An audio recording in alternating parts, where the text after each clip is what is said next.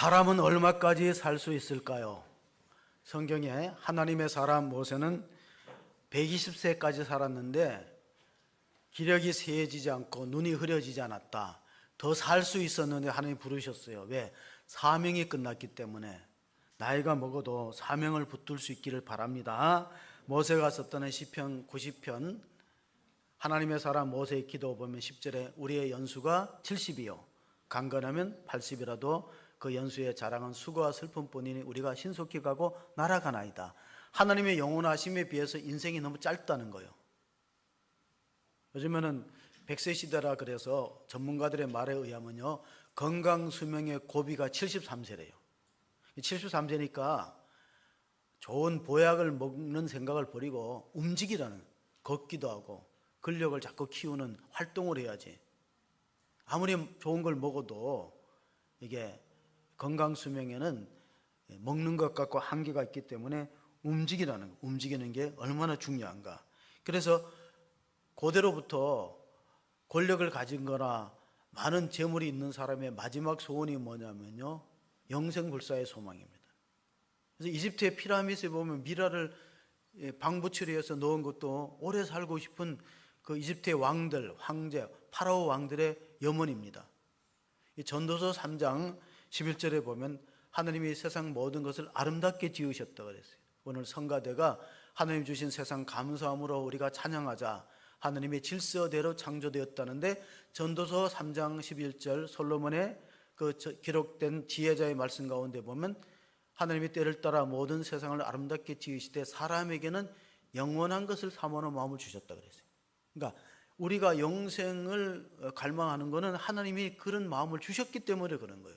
옛날에 왕들과 권력자들, 중국의 진시황은 불로초를 구하기 위해서 동방에 사람을 보냈다는 기록도 있습니다. 그런데 이걸 꿈을 이룬 사람은 한 사람도 없어요. 영생불사의 꿈을 이룬 분은 유일하게 주님밖에 없는데 히브리서 성경을 읽어보면 이런 말씀이 기록되어 있습니다. 히브리서 2장 14절 자녀들은 혈과 육에 속하였으며 그도 또한 같은 모양으로 혈과 육을 함께 지내심은 죽음을 통하여 죽음의 세력을 잡은 자 곧 마귀를 멸하시며 또 죽기를 무서워함으로 한평서며 종노릇하는 모든 자들을 놓아주려 하심이니. 자, 우리가 예수를 믿어야 되는 이유가 뭐냐면 예수님은 하나님이신데 우리와 똑같은 살과 피를 가진 혈과 육을 갖고 임한 것은 죽음을 극복하기 위해서다. 그리고 죽음의 세력을 잡은 자 마귀를 멸하시고 우리가 일생 동안 죄와 사망의 종노릇한 것을 해방하려고 오셨다는 걸 믿으시기 바랍니다. 그래서 우리가 참 예수 믿는 사람들은 어떤 의미에서 영생보험에 가입한 거예요. 우리가 생명보험은 많이 들지만요, 자, 생명보험을 들었다고 해서 그건 나한테 혜택이 있는 건 아닙니다. 가족들한테 유익한 거지, 생명보험이. 그런데 이 믿음의 보험은 내가 들었다고 자식한테 가는 거 아니에요. 아내가 열심히 믿었다고 남편이 덩달아 구원받는 거 아닙니다. 나이 많아서 예수 믿는 분이 있어요. 제가 어저께 국민일보를 보니까 충남 공주에 사시는 나태주 시인에 대한 특집 기사가 있더라고요. 이분은 초등학교 교사하고 시를 썼는데 그 옛날에는 잘 알려지지 않다고 지금은 상당히 이제 유명해져서 강연도 하시고 그러는데 자기 학창 시절을 해고하면서 자기는 키도 작고 집안도 안 좋고 우동상도 못 따는 열등감에 휩싸여서 어린 시절을 보냈다고 하는 거예요. 그러다가 이제 나이 많아서 유명해졌는데 내가 무명 시절은 충전하는 시기와 같다 그랬습니다. 여러분, 충전을 오래 하면은 휴대폰 오래 쓸 수 있습니다. 무명 시절은 충전하는 시절이라 그렇게 해고하면서 자기는 결혼할 때 예수 잘 믿는 아내를 만났지만 교회를 안 나갔다는 거예요. 그러니까 당신 혼자 나가고 본인은 이제 학교 교사로서 삶을 살았다가 2007년도 17년 전에 큰 중병을 앓았어요. 주변에 모든 가족들이 죽는다고 못 산다고 했는데 하나님 기적적으로 살려줬거든요. 2007년 그때 인격적으로 하나님 만나고 신앙생활을 했어요. 60이 넘어서 지금 80을 바라보는 나이에 그 나태주 시인이 그 아내와 같이 불렀던 찬송이 주여 이제는 복음성가입니다. 세상에서 방황할 때 나 주님을 몰랐네. 내 마음대로 고집하며 온갖 죄를 저질렀네. 예수여 이제는 불쌍히 여겨 주옵소서. 벌레만도 못한 이제. 이 가사 들어보셨죠? 복음성가. 그렇게 자주 부른다는 거예요. 나는 지금 내 마음과 내 고집대로 살아왔는데 이제 중병에서 하나님 고쳐줬으니 이건 기적이다. 그래서 그 부모님도 교회를 나갔대요. 이 아들이 다 죽는다 그랬는데 살아났거든요, 기적적으로. 요즘에는 교회 가는 낙으로 산다, 그렇게 고백했어요. 교회 가는 낙으로. 근데 주일날 아침은 아침을 안 드신대. 왜? 교회 식당 밥이 너무 맛있어갖고 국수를 드시려고 아침을 안 드시고 낮에 주시는, 교회를 열심히 나가면서 이분은 원래 배우기를 좋아하니까 설교를 다 적는다는 거예요. 하루 일주일 살아갈 힘을 설교를 통해서 얻는 거예요. 그래서 이런 말을 했어요. 여러분, 성장하는 동안은 늙지 않아요. 성장을 포기한 사람은 40대에 노화가 생겨요. 신앙생활에서 뭔가 영적으로 배우고, 우리가 이제 주일날 심야기도 때 들었죠. 그리스도의 장성한 분량, 뭔가 배우려고 하고 성장하려고 하는 사람은 이게 노화가 더디 되는 거예요. 근데 긴장을 탁 풀어버리고 성장을 멈춰버리면 노화가 빨리 진행되죠. 이분이 쓴 시의 대표적인 게 풀꽃이라는 시가 있는데, 자세히 보아야 예쁘다, 오래 보아야 사랑스럽다, 너도 그렇다. 우리도 쓸 수 있겠죠? 되게 쉽죠? 쓸 수 있네.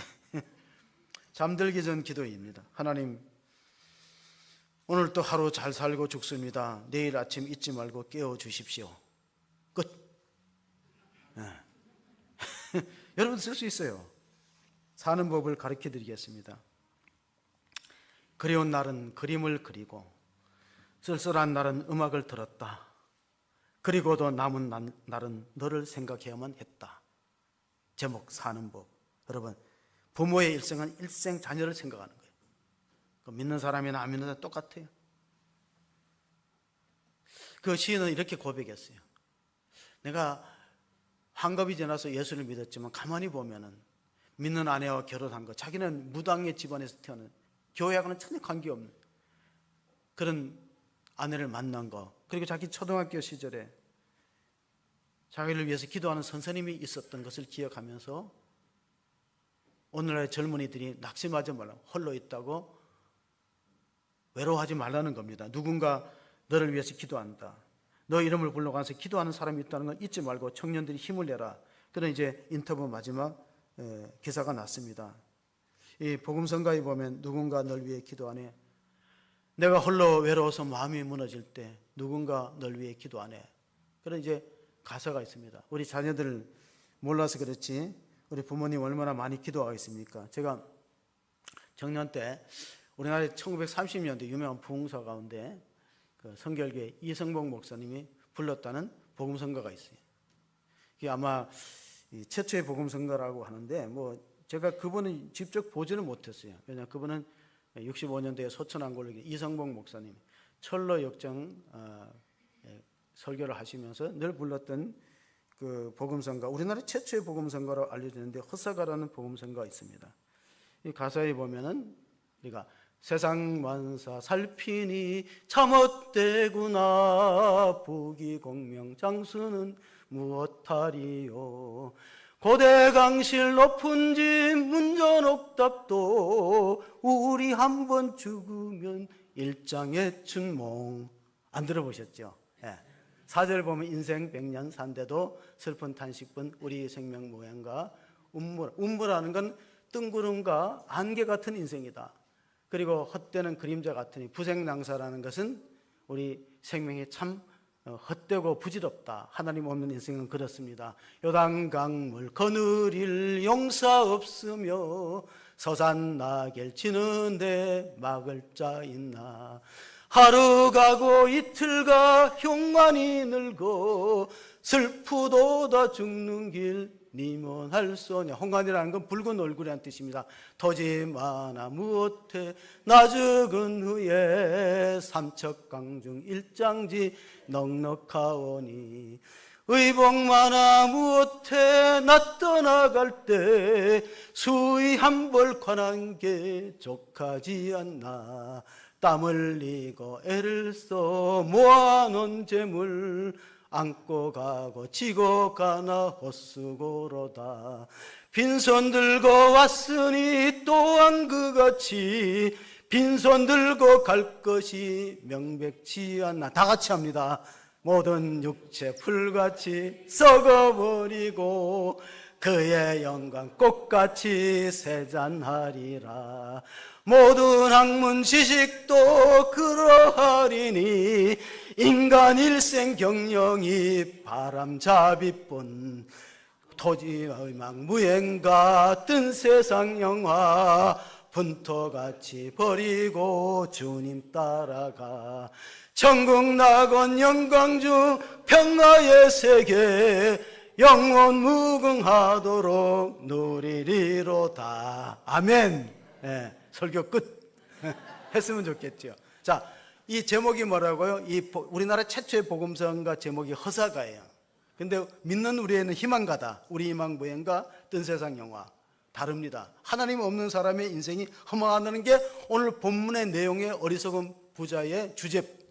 우리가 본문이 시작되는 13절, 14절 한번 보시겠습니다. 무리 중에 한 사람이 이르되 선생님 내 양을 명하여 유산을 나와 나누게 하소서 하니 이랬을 때 이 사람아 누가 나를 너희의 재판장이나 물건 나누는 자로 세웠느냐 하시고, 예수님은 우리의 죄와 사망의 문제를 해결하고 왔지 형제들이 재산 싸움 상속 문제 가지고 해결해 주러 온 거 아니라는 얘기입니다.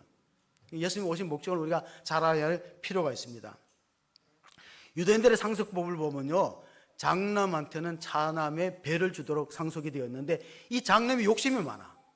배를 얻었으면 되는데 동생 거를 또 더 가지려는 욕심이 있으니까 동생이 욕을 해서 울지는 못하고 예수님한테 와서 좀 우리 이 형들 잘 설득해서 재산을 유산을 제대로 상속하게 되는 질문을 했을 때 예수님이 비유를 하나 드렸어요. 자, 15절 16절의 말씀을 보시면 그들에게 이르실 때 삼가 모든 탐심을 물리치다 사람의 생명이 그 소에 능력한 데 있지 아니하리라 하시고, 또 비유로 그들에게 말하여 이르실 때 한 부자가 그 밭에 소출이 풍성하며. 자, 이어지는 내용을 했습니다. 이 부자는 생산이 많이 되니까 곡간을 늘렸어요. 그리고 창고에다 물건과 소출을 거기다가 저장하면서 자기 영혼한테 말합니다. 내 영혼아 편안히 먹고 즐기자. 그런데 하나님이 그 밤에 불러가면은 그 쌓아둔 재물이 누구 것이 되겠느냐는 이 내용이 예수님이 하신 비유입니다. 그러면서 하신 말씀이 뭐냐면은 자기에 대해서는 물질이 부유하지만 하나님에 대해 믿음이 가난한 사람의 종말이 어리석다는 거예요. 끝을 생각하면서 살아가야 되는데 이 부자는 똑똑한 사람입니다. 어떻게 보면 똑똑해서 세상적으로 보면 노후 설계를 잘했죠. 내가 앞으로 늙으면 어떻게 살아갈 것을 다 준비를 했지만 무엇이 빠졌다면 사후 설계가 빠졌어요. 성경은 이렇게 말씀합니다. 사후 설계가 되어 있는 사람이 진짜 지혜로운 사람이라는 거예요. 노후 설계만 갖고 되지 않아요. 과거에는 우리가 관심이 많았던 게 웰빙입니다. 어떻게 좋은 음식을 먹고 육체의 건강을 잘 유지하느냐. 근데 요즘에 또 나오는 게 뭐냐, 웰다잉이야. 어떻게 잘 죽을 것이냐, 어떻게 최후를 마치고 어떻게 하나님 앞에 설 것이냐, 이거를 생각하는 것이 바로 지혜로운 성도의 마지막 모습이기 때문에 이 부자를 가리켜서 성경은 어리석은 자 이렇게 표현했어요. 어리석은. 그러니까 성경에서 말하는 어리석다는 특징이 뭐냐, 성경에서 말하는 어리석은 사람의 특징은요, 하나님이 없는 사람이에요. 하나님이 없는 사람. 그가 아무리 공부를 많이 하고 박사 학위를 갖고 그런 어떤 스펙이 있더라도 하나님 모르는 사람은 하나님 입장에서 보면 상당히 어리석은 사람이다. 그래서 어리석은 자여 오늘 밤에 내 영혼을 하나님이 불러가 버리면 너가 쌓아둔 재물 누꺼 되겠느냐. 사람은 자기가 애써 벌었다고 자기 다 쓰는 법이 없습니다. 보면 세상에 참 역설적인 게 뭐냐면 버는 사람 있고 쓰는 사람 따로 있어요. 그래서 요즘에는 보면은 많은 사람들이 건강에 관심을 갖고 또 돈을 투자하지만요, 가만히 보면요, 우리 아파트마다 보면은 운동기구 다 있어요. 굳이 돈을 안 들여도 노력만 하면은 건강을 지킬 수 있는 그런 기구들이 많이 있고, 정 없으면은 왜 이렇게 예배 중에 그럴 수도 있어요. 우리가 제가 가족들끼리 왜 자꾸 이게 다툼이 일어나면요, 이걸 생각을 바꿔야 되는데, 그럴 수가 있나 하면 싸워요. 그럼 어떻게 바꿔야 돼? 그럴 수도 있지. 따라해 봅시다. 시작. 그럴 수도 있지. 이렇게 해야 되는데 그럴 수가 있나 그러니까 이게 서로 이해나 용서가 안 되는 거예요. 사람 다 누구나 부족하기 때문에 그럴 수도 있다. 에피쿠로스라는 헬라 그리스도의 철학자는요, 일생 행복에 대해서 연구했대요.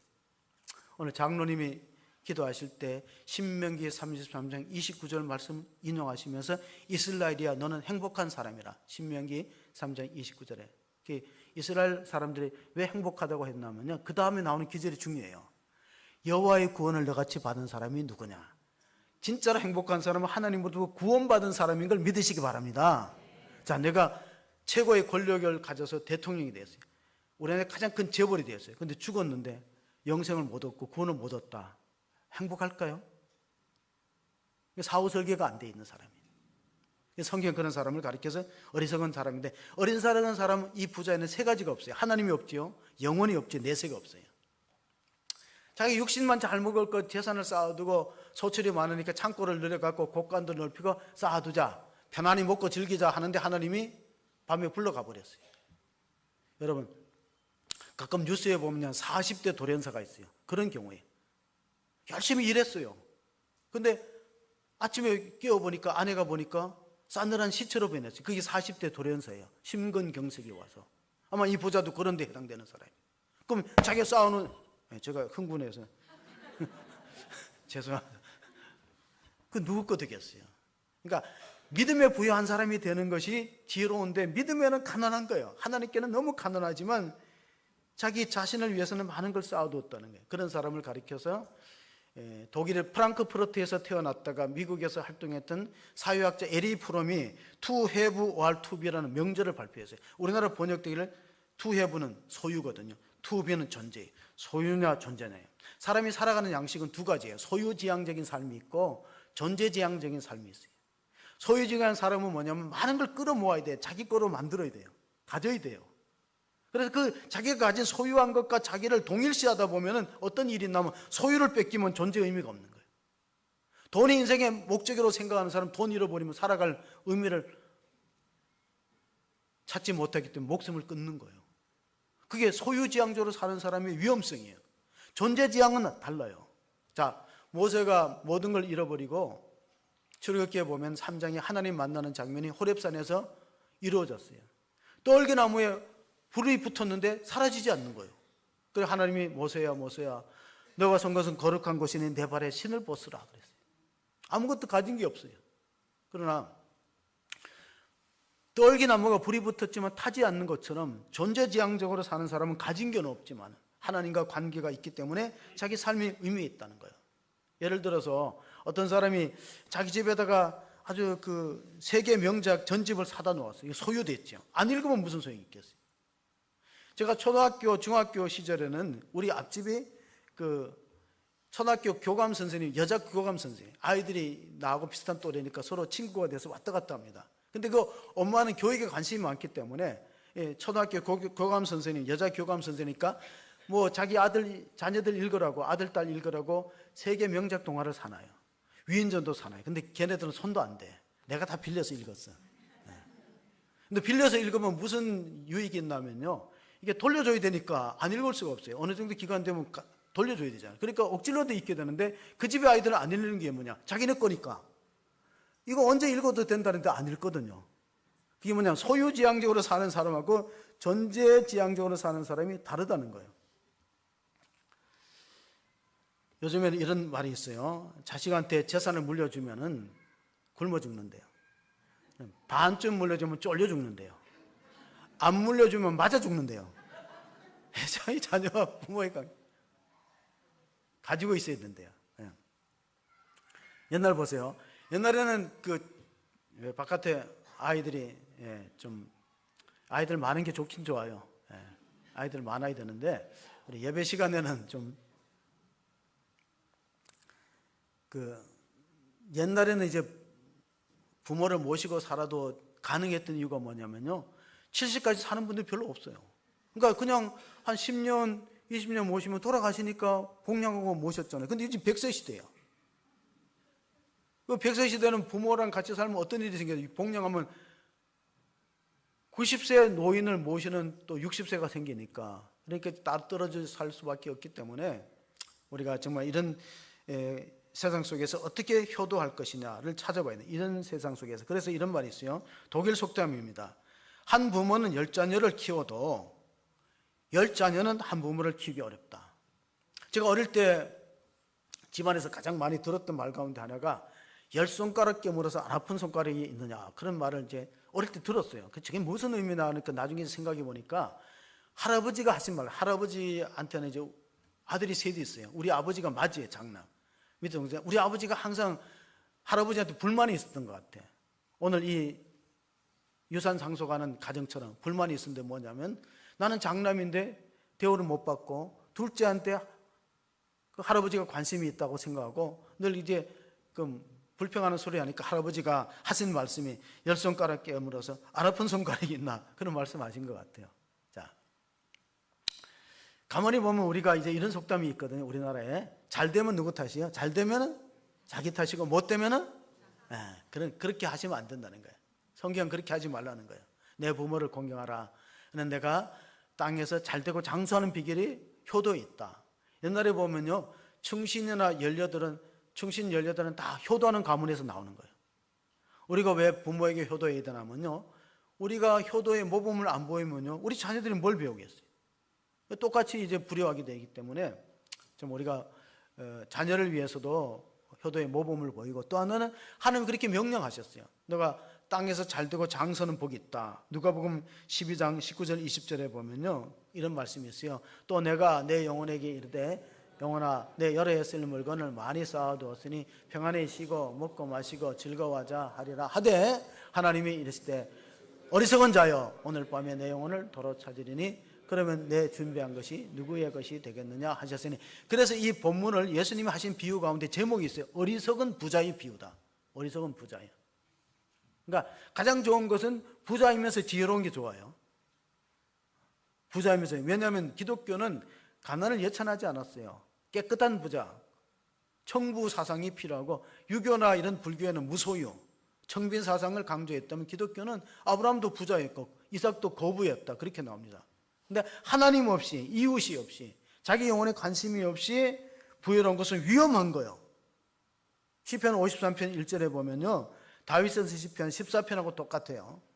53편 1절, 어리석은 자는 그의 마음에 이르기를 하나님이 없다도다.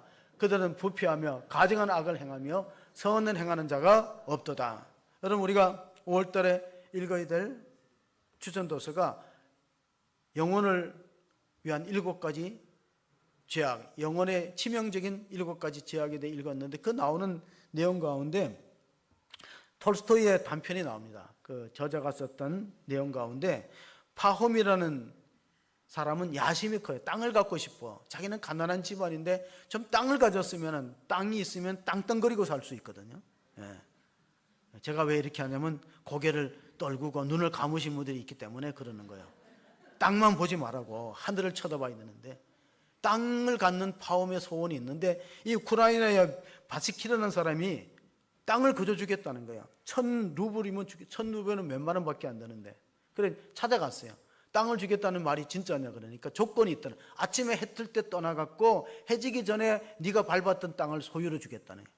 그러니까 파홈이 꿈이 크고 야망이 크니까 조금만 더 땅을 차지하기 위해서, 조금만 더 땅을 차지해서 해가 뉘어넘 넘어가는데 돌아와야 되는데 욕심 때문에 땅을 많이 가지려고 달렸다가 이제 정한 시간, 약속된 시간, 해 지기 전에 원점으로 출발지로 돌아와야 그 땅이 자기 소유되는 거예요. 죽을 힘을 다했댔죠. 심장마비로 죽었어요. 그가 차지한 땅이 얼마 안 돼. 여러분, 그래서 그 단편의 제목이 뭐냐면 사람에게는 얼마만큼의 땅이 필요하냐. 초대교인들은 가난하고 핍박 가운데 살았지만은 하나님을 의지함으로써 그 모든 어려움을 극복했습니다. 히브리서 13장에 보면은요, 이런 말씀이 있어요. 5절 6절에 보시면은 돈을 사랑하지 말고 있는 바를 족한 줄로 알라. 그가 친히 말씀하시기를 내가 결코 너희를 버리지 아니하고 너희를 떠나지 아니하라 하셨느니라. 그러므로 우리가 담대히 말하되 저는 나를 돕는 이시니 내가 무서워하지 아니하겠노라. 사람이 내게 어찌하리요 하노라. 그러므로 오늘 주제가 영혼을 거슬리는 7가지 치명적인 죄악 가운데 탐욕입니다. 탐욕. 그래서 우리가 행복하려면은 재산을 누리든가 욕심을 줄이든가 둘 중에 하나를 해야 돼요. 돈을 사랑함이 일만하게 뿌리가 된다는 디모데전서 6장의 말씀도 그런 것인데, 진짜로 소유를 통해서 행복을 누리려면은 소유가 늘어나든지, 그러면 소유가 안 늘어나면 뭐예요? 욕심을 줄이면은 똑같은 거예요. 욕심이 뭐를 낳느냐? 결국 사망을 가져옵니다. 야고보 1장 15절 10절에 보면 욕심이 잉태한 즉 죄를 낳고 죄가 장성한 즉 사망을 낳느니라. 내 사랑하는 형제들아 속지 말라. 자, 속지 말라는 말씀하신 이유가 뭐예요? 우리 다 속아서 살아요. 옛날에 심파극에 보면 사랑에 속고 돈에 울고 그런 이수일과 순순의 이야기도 있지만요, 우리 다 영적으로 속는 거예요. 마귀 사탄의 게임에 빠져갖고 물질이 최고다, 권력이 최고다, 그래 쫓아가다가 허망해지는 사람 얼마나 많이 있습니까? 그러니까 속지 말아야 되는데, 속지 말으려면 우리가 거듭남의 체험이 있어야 돼요. 고린도서 5장 17절에 보면 누구든지 그리스도 예수 안에 있으면 새로운 피조물이라 이전 것은 지나갔으니 보라 새 것이 되었다. 그래서 내가 구원받은지를 점검하는 방법이 있어요. 내가 정말 하나님의 백성이고 천국 갈 수 있고 구원받았다면 바뀌었는가, 변화되었는가를 알면 돼요. 가족들한테 물어보세요. 내가 좀 교회 다니기 전하고 교회 다니는 후에 좀 변화된 것 같아요. 그러면 아내나 남편이 당신 변해서, 그럼 그 사람 구원받은 거예요. 근데 하나도 안 변했다. 그러면 구원을 의심해 봐야 돼요. 물질에 대해서 생각이 달라지고 자녀와 가족 관계에서 변화가 있다면 그런 사람은 정말 하나님 만나죠. 어떤 사람이 이런 간증을 했어요. 나는 죽어서 잠깐 죽어갖고 천국과 지옥을 다 봤다, 간증하는 사람이 있잖아요. 그런 사람이 있어요.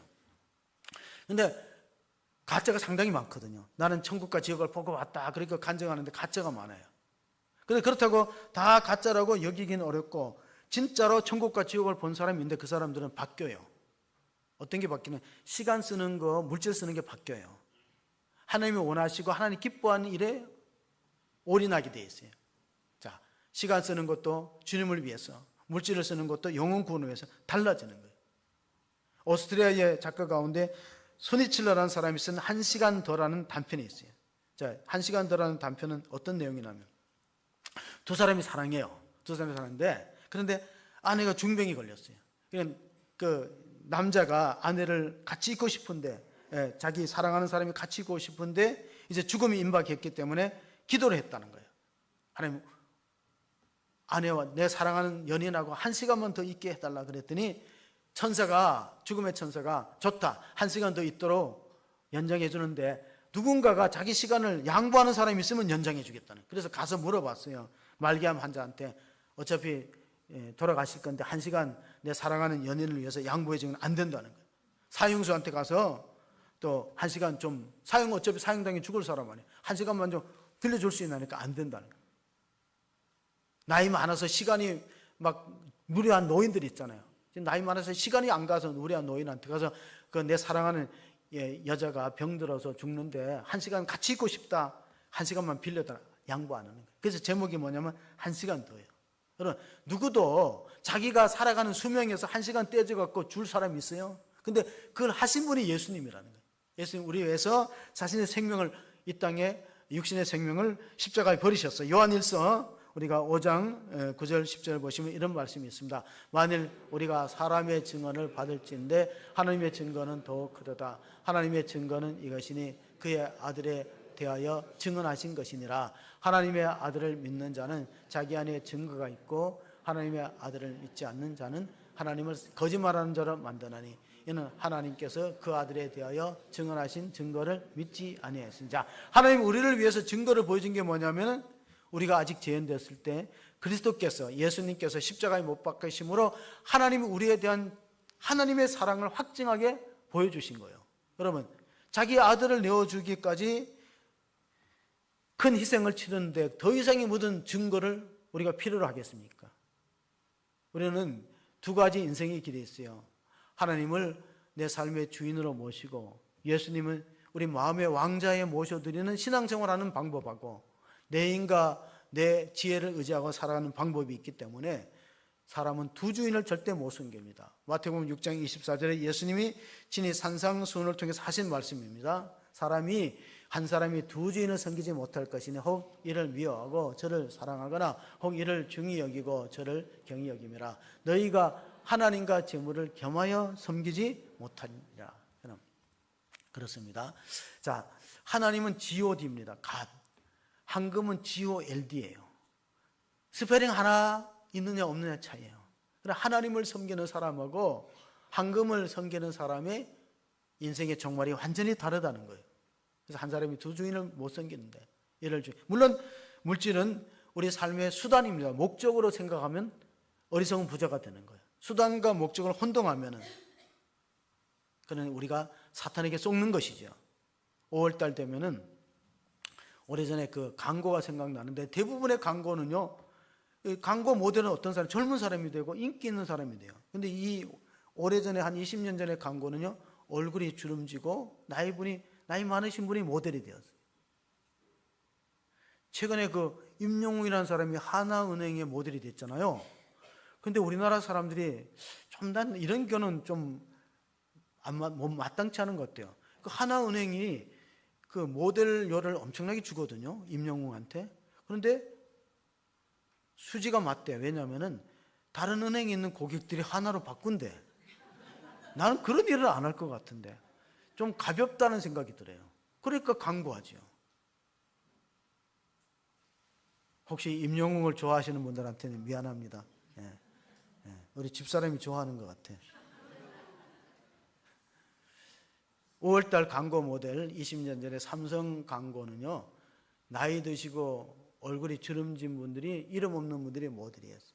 제가 어머니 기도회 때 한번 소개했어요.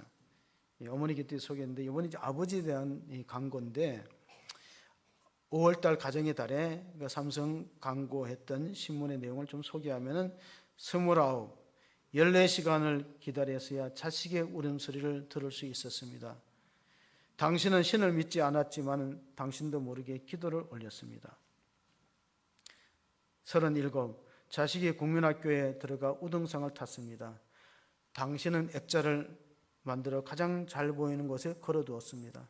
아직도 당신의 방에는 빛발에 노는 액자가 걸려 있습니다. 43, 일요일 아침 모처럼 자식과 함께 뒷산 약수터로 올라갔습니다.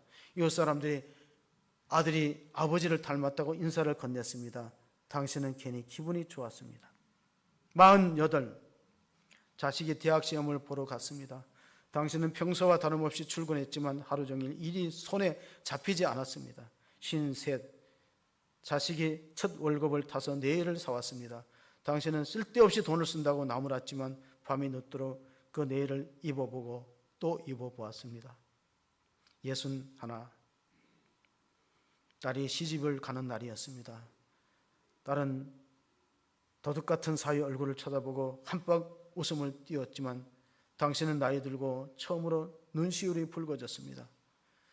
오직 하나 자식 잘 되기를 바라며 한평생 살아온, 그러나 지금은 희끗희끗한 머리로 남으신 당신을 우리는 아버지라고 부릅니다. 박목월의 시 가운데 이런 시가 생각납니다. 아버지의 술잔에는 눈물이 절반이었다고. 여러분, 5월 가정의 달, 제가 오래전에 상가에서 개척하고 얼마 안 돼서 5월 가정의 달의 행사 가운데 그 마술을 한번 보여준 적이 있어요. 그 마술을 하시는 분은 딸하고 같이 오셨더라고요. 안양에 거주하셨는데 항상 그림을 그리는 분이에요. 그분에 대한 기록을, 신문을 제가 좀 소개를 드리면요, 5월 가정의 달 왜 와서 그 아버지와 딸이 그 마술쇼를 우리 상가에서 보였냐면은, 그분은 원래 이제 학도병 출신입니다. 근데 휴가를 나왔다가 집안에 들어가 보니까 이게 부모님도 병들고 엄마도 병들고 동생들이 굶고 있어요. 그래서 이제 군대 휴가를 가면 제때 못 들어가면 뭐가 돼? 탈령이 되잖아요, 탈령. 자기 그 휴가증을 고치는 것 같아요. 이렇게 해갖고 휴가증의 날짜를 변경시켜갖고 그 이제 가족을 돌보기 위해서 병든 어머니와 동생들이 지금 굶어가고 있으니까 자기 뭔가 일해갖고 좀 연명하려고 하다가 그게 이제 군법회의에 들어가는 거예요. 여러분, 전시 상황에서 탈령은요, 무서운 벌을 받았어요. 무기징역을 받았어요. 그래서 무기징역을 받아서 교도소에 있는데 살고 싶은 생각이 없죠. 자살을 시도하게 되겠죠. 근데 엄마가 병이 나와갖고 아들 옥바라지를 하는데 머리에다 뭔가 이고 과일 장사도 하고 떡 장사도 해갖고 감옥서 옆에서 옥바라지를 하는데 아들 저러다 보면 큰일 날 것 같아요. 그래서 그림의 소질이 있기 때문에 교도소한테 가서 얘기를 했대요. 우리 아들 저대로 두면 안 되니까 좀 교도소 안에서 좀 그림을 배울 수 있도록 허용해달라. 그래서 이제 거기서 그림을 배워갖고요, 이분이 국전에 입상합니다. 근데 그 당시에 800만 원이라는 상금을 받았어요. 800만 원이 큰 돈이거든요. 오래전에 800만 원 큰 상금을 받아갖고 어머니가 그건 너 쓰지 말고 너처럼 억울하게 감옥에 오거나 또 교도소에서 힘든 사람을 위해서 사용하다. 그래서 그걸 이제 기부하게 됩니다. 지금은 이제 기부 문화가 많이 발전했지만, 그래서 이제 매스컴에서 나오고 제가 이제 교회 행사로 한 적이 있습니다. 이 욕심을 극복한다는 게 얼마나 힘드냐면요, 우리가 마가복음 10장에 보면요, 똑똑한 청년이 예수님 앞에 질문합니다. 내가 어떻게 하면 영생을 얻으리까? 질문할 때 예수님 보니까 기특하잖아요. 왜냐하면 젊은이들은 구도적인 정신이 없거든요. 현실에 살기에 급급한데 내가 어떻게 해야 영생과 구원을 얻겠다는 인생의 궁극적인 물음을 가지고 예수님을 찾아온 사람은 상당히 빠듯한 청년이고 똑똑한 청년이에요. 그러니 예수님이 너 어떻게 살아왔는가? 율법을 잘 지켰냐 물어보니까 내가 어릴 때부터 십계명을 잘 지켰습니다. 근데 예수님이 한 가지 부족한 게 있다. 너 소유를 팔아서 가난한 사람들에게 주고 그리고 나를 따르라. 그러니까 그 부자 청년 간원이 따랐습니까? 안 따랐습니까? 슬픈 기색을 띠고 떠나갔어요.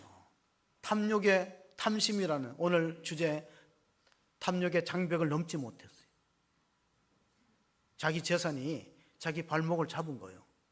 그래서 그 젊은이는 참 반듯하고 똑똑하고 예수님의 제자가 될 뻔했다가 구원받을 뻔했다가 놓친 사람이에요.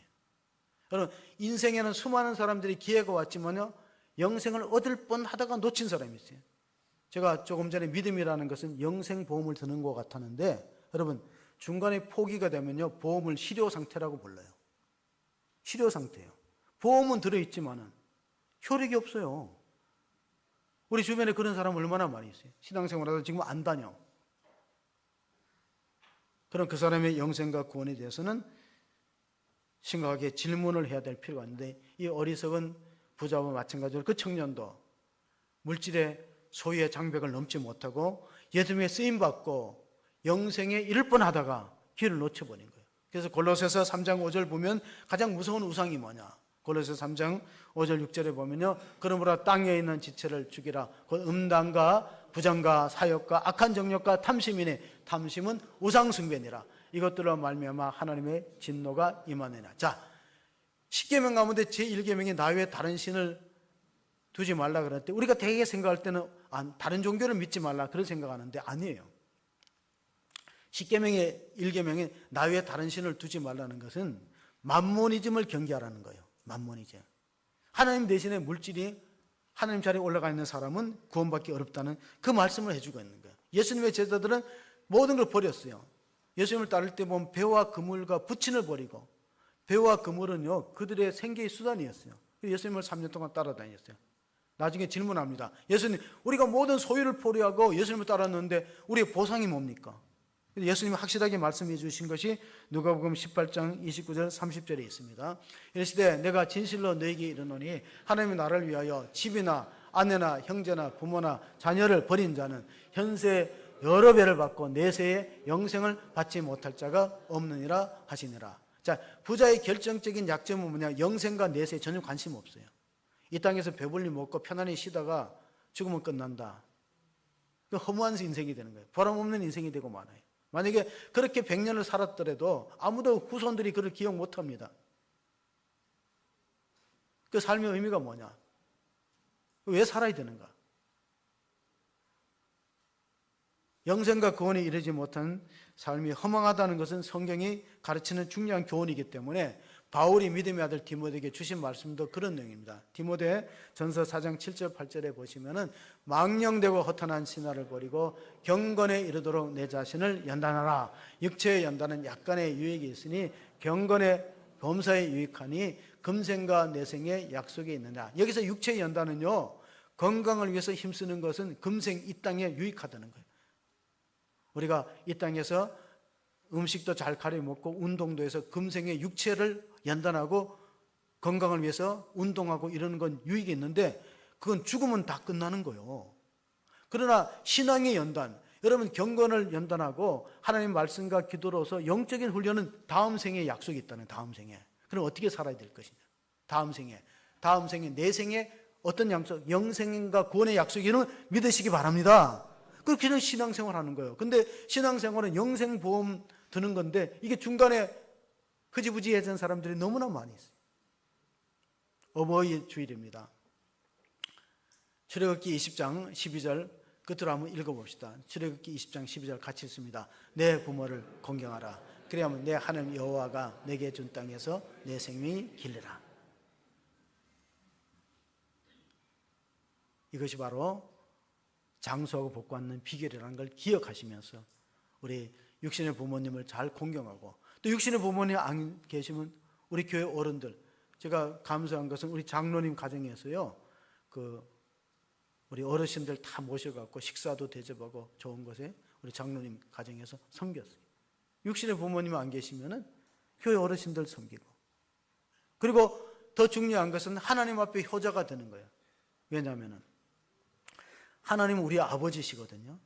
하나님 아버지의 효자가 되면은 하나님이 우리 자손들의 복을 주는 거예요. 내가 하나님 아버지를 잘 경외하면 그 복이 우리 자손들에게 미친다는 걸 꼭 기억하면서 하나님을 경외하는 복된 가정 다 이루시기를 주의 이름으로 축복합니다. 아멘. 하나님 아버지 감사합니다. 오늘 어버이 주일을 맞이해서 우리가 하나님의 말씀을 들었습니다. 사람의 생명이 그 소유의 넉넉한 데 있지 않음을 깨닫게 하시고 우리가 물질 중심의 가치관에서 하나님 중심의 가치관으로 바뀌기를 원합니다. 하나님, 물질은 우리가 살아가는 삶의 수단이지 결코 목적이 될 수 없습니다. 인생은 두 주인을 섬길 수 없으니 하나님을 섬기든지 물질을 섬기든지 하나를 선택해야 될 것입니다. 이제 우리가 결단하고 선택하여서 나와 내 집은 여호와만을 섬기겠다는 여호수아의 결단이 우리 가운데 있도록 역사하여 주옵소서. 우리가 자녀들에게 부모님을 공경하는 하나님 아버지 본을 보이게 하시고 우리 자녀들은 하나님을 경외하고 부모님을 잘 효성하여서 에베소서에 약속된 대로 내 부모를 공경하라. 이는 내가 땅에서 잘되고 장수하는 복을 받는 믿음의 가정으로 세워주옵소서. 우리 구주 예수 그리스도의 이름으로 기도합나이다. 아멘.